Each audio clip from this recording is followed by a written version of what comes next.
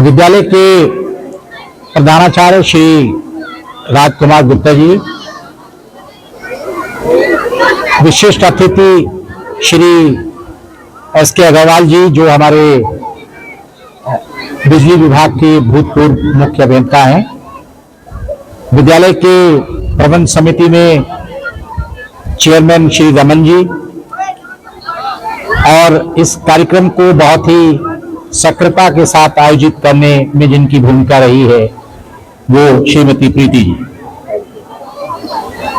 प्रिय अभिभावक गण, प्रिय बच्चों, अध्यापकों, सबसे पहले तो मैं इस बात के लिए धन्यवाद ज्ञापित करता हूं कि मुझे यहां आमंत्रित कर इन बच्चों के सुंदर कार्यक्रमों को देखने का अवसर प्रदान किया गया।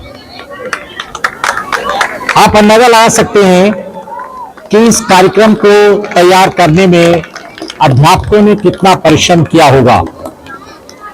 एक एक कार्यक्रम में बहुत सारे बच्चे सम्मिलित हुए हैं और उन कार्यक्रमों के लिए विभिन्न वस्तुओं का तैयार करना और छोटे बच्चों को अनुशासित रूप में इन कार्यक्रमों को प्रस्तुत करने के लिए जितने परिश्रम की आवश्यकता होती है वे हम लोग दूर से कल्पना नहीं कर सकते हैं, विद्यालय में जाकर ही इस बात का पता लगता है। तो सबसे पहले मैं सभी अध्यापकों को और विशेष रूप से जिस तरह की सक्रिय योगदान प्रीति जी कर रही हैं, इनको मैं बधाई देना चाहता हूं और ये उम्मीद करता हूं कि इस तरह के कार्यक्रमों को और बड़े स्तर पर लगातार किया जाता रहेगा। देखिए, इन कार्यक्रमों का उद्देश्य केवल ये नहीं है कि हम एक दिन ये कार्यक्रम आयोजित करें, बच्चे प्रतिभाग करें, हम देखें और चले जाएं। इस तरह के कार्यक्रमों की दो भूमिकाएं होती हैं। एक तो ये है कि अभिभावक यहाँ आकर ये देख सकते हैं कि उनके बच्चे किस तरह से विद्यालय की विभिन्न गतिविधियों में हिस्सा ले रहे हैं और उनकी उन्नति और प्रगति किस प्रकार हो रही है।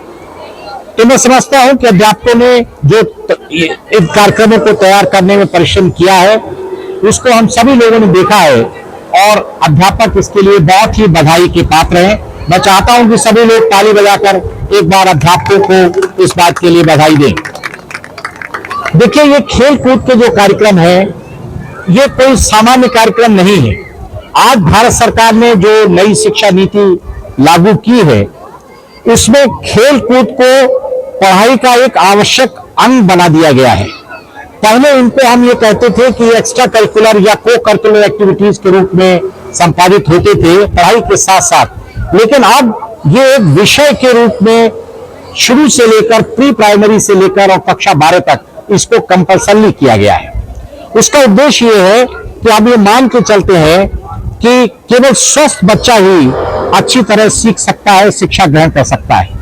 तो इन कार्यक्रमों का उद्देश्य बच्चों में न केवल स्वास्थ्य को पैदा करना है बल्कि उसके माध्यम से बच्चों में एक दूसरे के प्रति लगाव, एक स्वस्थ प्रतियोगी परंपरा, एक दूसरे के प्रति सद्भाव, अनुशासन, ये सब चीजें जो जीवन में सफलता के लिए बहुत महत्वपूर्ण गुण है उनको पैदा करने की ये कोशिश होती है इस तरह के कार्यक्रमों से।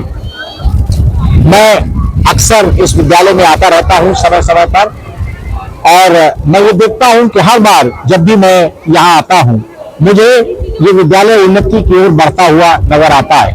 हर बार के कार्यक्रम पिछले बार से अच्छे होते हैं। इस बात के लिए मैं पुनः श्री राजकुमार जी को और उनकी पूरी टीम को और अध्यापकों को बधाई देना चाहता हूं।